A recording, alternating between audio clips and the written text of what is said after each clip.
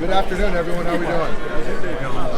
It's going well. This is. I'm glad the weather cooperated. Really exciting, and from the players' standpoint, we've got a good turnout. So really good to see everyone. Dave, I just want to ask. This is Black History Month. How meaningful is it for you to be one of very few managers in this position? And with this organization, and just the quality of the organization. It's a huge. It's an honor to be one of very few managers of color. I think it's a sense of responsibility for me to continue to bring that to light. I'm very excited that we have more players of color wearing Dodger blue, and I think that we still got to up the numbers as far as players of color playing baseball, but just got to keep the conversations going for sure. When you look at the playoffs, so many new faces coming in, especially in the first couple of weeks of spring training, how important is it to you to build that kind of team chemistry and kind of bring all the It's crucial. Obviously, you've got Shohei, who's been here for 6 years in the States, playing Major League Baseball, but it's still a different culture.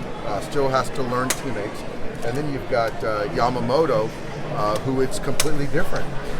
And certainly the language barrier. And then you've got other players that we acquired, whether by free agency or trade, that are new to this clubhouse. So to get those guys aligned, knowing each other, it's really important, and the sooner the better. So I've got some things up my sleeve to kind of let those guys learn each other a little bit quicker. And but I think that Shohei, Yamamoto, they've been around a lot this winter, so it should be pretty seamless. What's the biggest overhaul as far as free agents coming in that you've been a part of, whether it's a player or manager, as far as how many big stars have brought into the offseason? I think so, yeah, and I don't know specifically the numbers, but the one thing we've done in my tenure here is we've promoted from within. And we've had a lot of young players still, so they kind of knew the fabric, the culture of the Dodgers. We're still going to be counting on those guys too. But I think as far as new blood into the organization, this is the most that we've done. Freddie said this was just to kind of, I think for me, spring training is a time where the pitchers are doing their own thing, the hitters are doing their own thing, and so the catchers are doing their own thing, and so there's not a lot of time of crossover.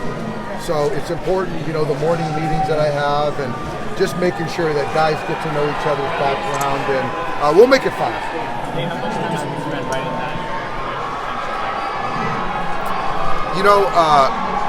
Not a whole lot.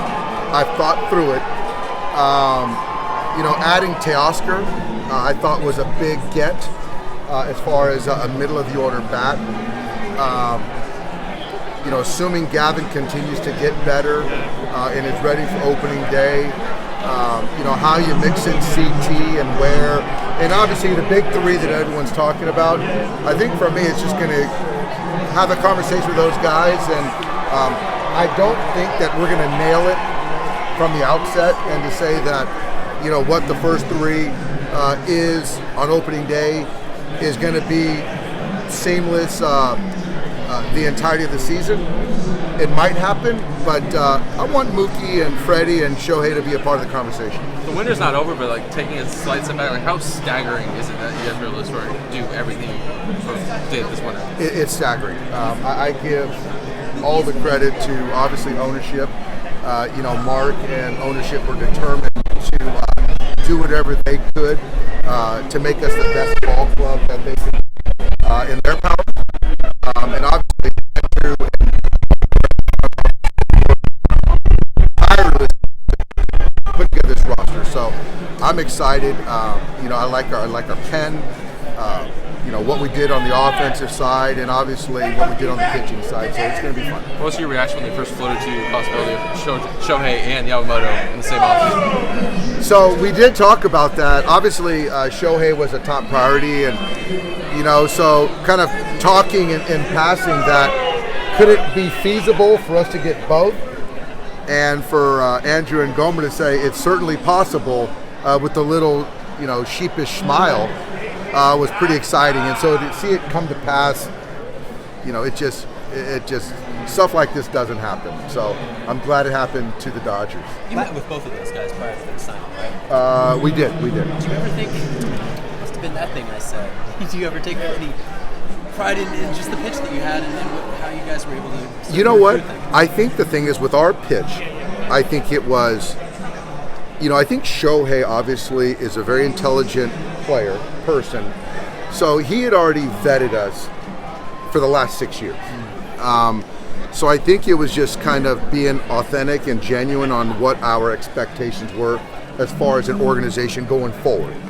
And as far as Yamamoto, I think just kind of understanding how we operate, who he's going to be aligned with as far as staff, coaches, front office.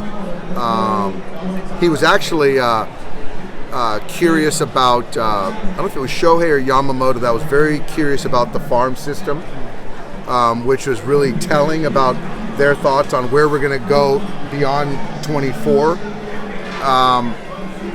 But I think that Yamamoto has been a Dodger fan for years. But you like The past has been more built around homegrown guys. How do you react to people saying you went out and you're trying to buy a championship with this? Well, I think that I think that's that's going to be the narrative and the thought.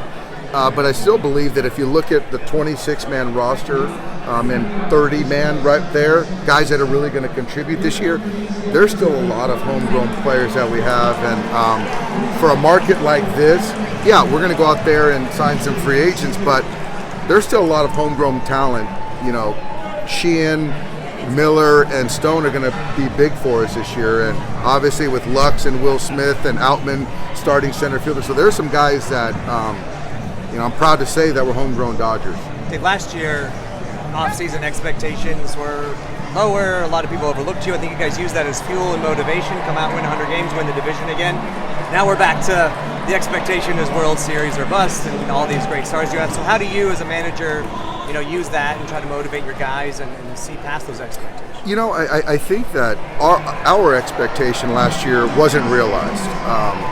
It was to win a championship, and we fell short. And that's going to be the same expectation. I think for us this year is, I don't think, and I'm even sensing this, at this fan fest, that a lot of this is more optimism on 24 versus reflecting, revisiting the prior season. And I think that's exciting to me because that's kind of how I live life. And I think our players are resonating with that narrative, that feel, that vibe.